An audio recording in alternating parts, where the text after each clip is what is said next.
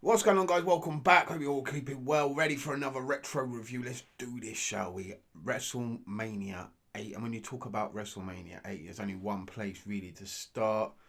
The missed opportunities, what could have been, what should have been, and what wasn't. Ric Flair, going into this, was the World Heavyweight Champion, the undisputed champion. At Royal Rumble 92, we saw Ric Flair win the title. And from the 80s all the way up to that point, there was always a discussion with wrestling fans. Who was the best? Was it the NWA's Ric Flair, or was it the WWF's Hulk Hogan? Throughout the 80s, that was the conversation. But we never thought we'd ever get that opportunity to see it actually happen. And the one time we got that chance, the WWF, Vince McMahon got that chance to put that match on. He flopped.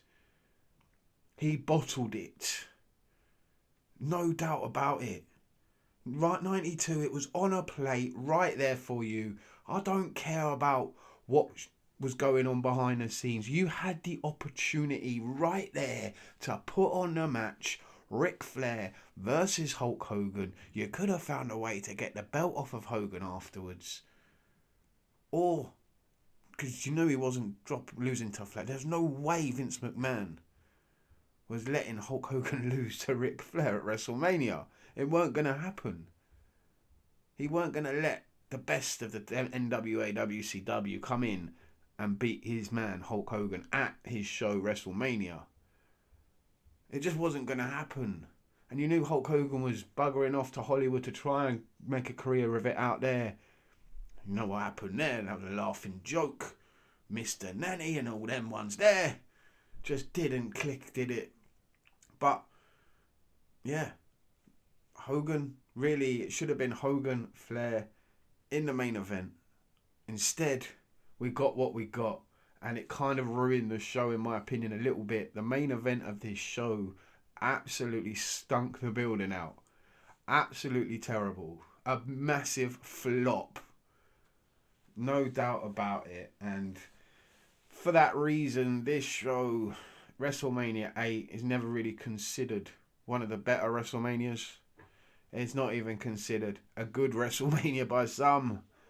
It's considered the biggest flop of all time. What could have been, what should have been, but what never was. What did we get instead? In the main event, we got two big men in an absolute stinker. Absolute stinker of a match. But we'll get to that in a bit. We'll run through each match and I'll let you know what I thought of them. Because there were some good matches on this show, in my opinion.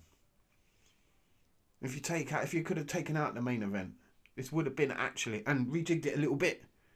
Put the matches where they should have been. Like what was a World Heavyweight title match anyway. Should have been the main event. But it wasn't. And you could have sent the fans home happy in a different way. But let's kick it off with what was the first match. And his first singles match of WrestleMania history. Mr. WrestleMania himself. Newly crowned the boy toy. HBK turned on Mighty Jannetty. Not that long ago, threw him through a glass plate window at the barber shop. And here he is, Sherry Martel by his side. 1-on-1 against Tito Santana. This was a great way to introduce Shawn Michaels, in my opinion, to the big stage, to his singles career. Good push here against a very, very talented in-ring performer who doesn't get his flowers. Tito Santana, former Intercontinental Champion. This was a very good match. Very good. And no doubt if you put this on any other show, like today, it would even still hold up to this day as a very good match. You'd be very happy with this opening any show, any WrestleMania in fact. It was that good. Doesn't get talked about enough really, how good this match actually was. 18 minutes it went. Over 18 minutes. And Shawn Michaels looked really good. You could tell that he was going to be a star. Both of them really, really good. And the right person, of course, well, you've got to put Shawn Michaels over here. He's a new heel, and we need to build him up. We need to build up new stars. And a good win here for Shawn Michaels over Tito Santana, someone who's already been established as, like I said, an Intercontinental Champion, a Tag Team Champion in the 80s. Even though he was the Matador now. And that kind of sucked. And the racist, stereotypical commentary from Bobby Heenan. It's always nice to go back and watch, I suppose. It is entertaining. Aretha Franklin, his sister. That was jokes. Yeah. And I enjoyed the match. Yeah, good opener. And then we get the story continuing of the Undertaker's streak.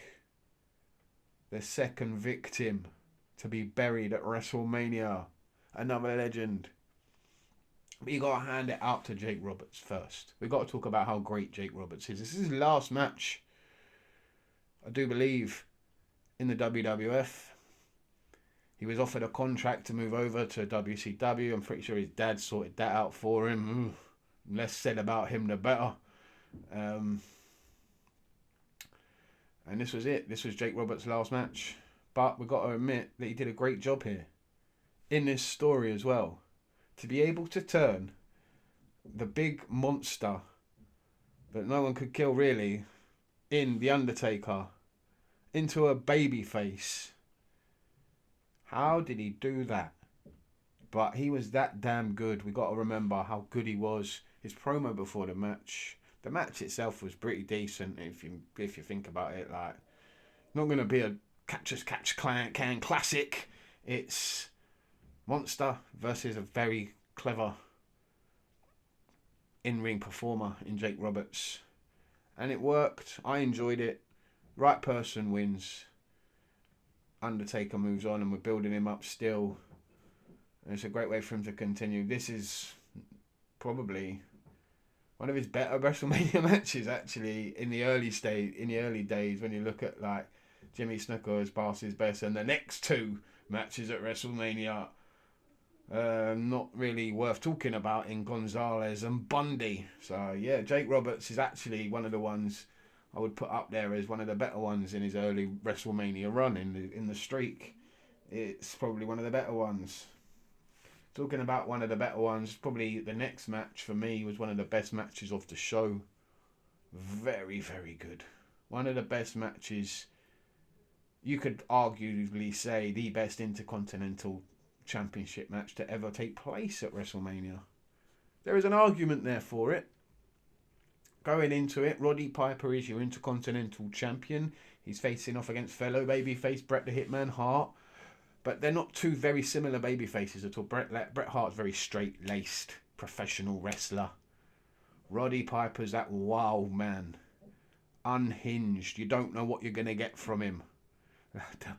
The promo before the match, where they're both standing there face to face, and he's talking about how Helen Hart used to make the sandwiches and put on one slice of it. It didn't matter.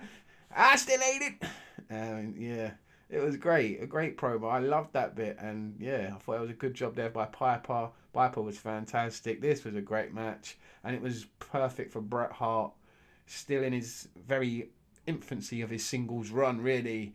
And he needed that big push, that big rub.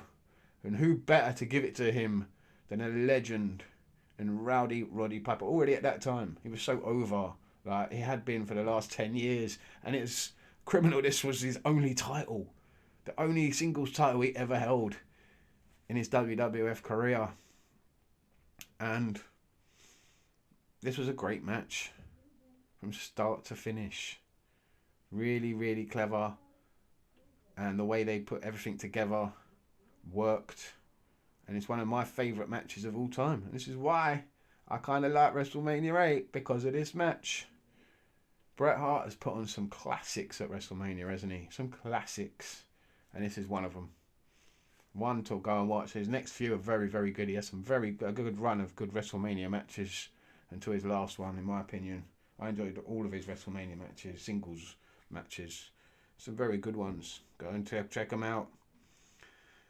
There are some forgettable matches on this show, like the 8-man tag, Boss Man's team with Virgil, Sergeant Slaughter, and who's the other one? Duggan. Oh, going up against the Nasty Boys, Repo Man and the Mountie. Who cares? It was just a filler, really. A filler match, along with the likes Tatanka versus Rick Martel, giving Tatanka he's a newly formed superstar debuting. I think this was his first big show match, really, and it's definitely his first WrestleMania match. So yeah, pretty decent. Gets a win over Rick Martel. The world title match flung into the middle of the card like it didn't really matter, but it was very good.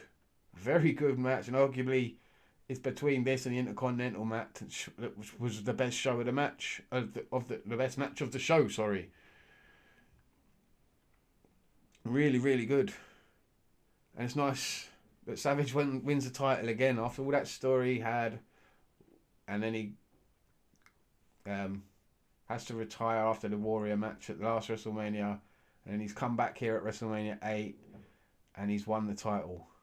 Good story arc, really, if you think about it. The way they've told that story all the whole year, everything he went through with Jake Roberts, getting married to Liz at SummerSlam, and all of that stuff there. Good story arc, come back here, and then there's Ric Flair versus Savage. This was a fantastic match. It should have main evented. It was that damn good. They put it in the middle of the show. But yeah, great story told. I like how they worked the leg of Savage. Flair, perfect, trying to cheat as much as they can to try and get the win. Here comes Liz to try and help out. Doesn't really help out, but plays her part. And then somehow, some way, Savage gets the win. And yeah, we move on, and the story continues. Only problem is they don't really have another match. This really should have. They really should have had the rematch at SummerSlam, in my opinion. But yeah, we know what they do there anyway. But yeah, this was a very good match. Really enjoyed it. The other missed opportunity, in my opinion, was the tag team title match. We saw LOD previously in the show, earlier on in the show, and they're introducing Paul Ellering, which was good. But yeah, why aren't they regaining their tag team titles against Money Inc? Why is that not happening? Why are we getting natural disasters beating Money Inc by count out? What's the point of that? It just made no sense to me. Owen Hart beats Skinner in like a minute and a half. How is this a WrestleMania match? It's nice to see Owen Hart on the show, don't get me wrong. Big fan of Owen Hart, but yeah, how is Skinner on the WrestleMania show in a minute and a half? And then we get Hogan and Sid just stinking out of the building. Stinking it out! And what could be better by the finish of this match, man? The finish of this match. Hogan ain't winning. He ain't beating Sid. He wins by DQ. Here comes Papa Shango. What? The finish to this match was dreadful. They really shat the bed. It was the drizzling shits. The drizzlings. It was drizzling. It was terrible. Papa Shango. I'm sorry, it was one of the worst gimmicks he ever had. Poor Charles Wright, the Godfather. Papa Shango was dreadful. And what is he doing there, man? And here comes the Ultimate Warrior, just not looking like the Ultimate Warrior. He never didn't look, when he came out, when we were young, we were like, that ain't the Ultimate Warrior. What's happened to him? We thought it was an imposter. We thought like they just put someone else in his place. It didn't look like him. He'd lost a load of weight. He looked ridiculous. And he still looks ridiculous now when we go back and watch it. Even it is him. He looked awful. Absolutely dreadful. But let me know what you thought down below. Because this WrestleMania, taking away the main event, was actually pretty decent. So tell me down below what you thought. Thank you very much for watching Grey Talks Wrestling. I'll see you next time. Ta-ta.